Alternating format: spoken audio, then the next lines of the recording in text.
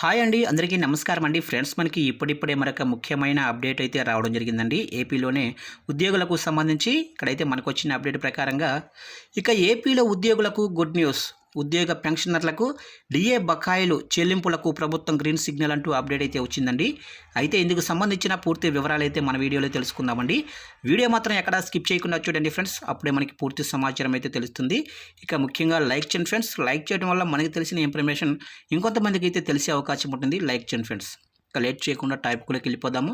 ఇక ఏపీ ప్రభుత్వం ఉద్యోగులకు శుభవార్త చెప్పింది. త్వరలోనే వారికి డబ్బుల్ని అకౌంట్లో జమ చేయబోతున్నారు.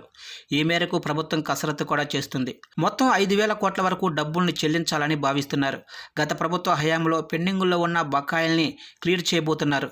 ఇప్పటికే కొంత బకాయిలు చెల్లించగా తాజాగా మరొకసారి చెల్లింపులకు సిద్ధమయ్యారు.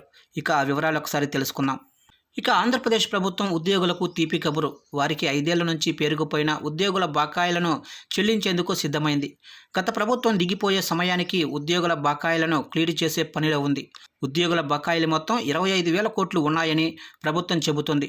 అయితే ఈ ఏడాది జనవరిలో ఉద్యోగుల బకాయిలను కొంత చెల్లించిన సంగతి తెలిసిందే.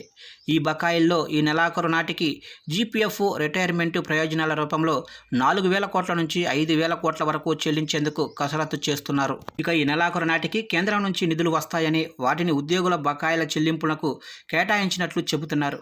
ఇక త్వరలోనే ఈ అంశంపై క్లారిటీ వస్తుందని చెబుతున్నారు. బకాయిల్ని చెల్లించాలని ప్రభుత్వాన్ని ఉద్యోగులు ఎప్పటి నుంచో కోరుతున్నారు.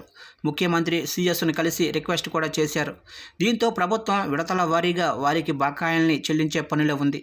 ఈ క్రమంలోనే 5,000 కోట్ల వరకు చెల్లించే పనిలో ఉంది ప్రభుత్వం.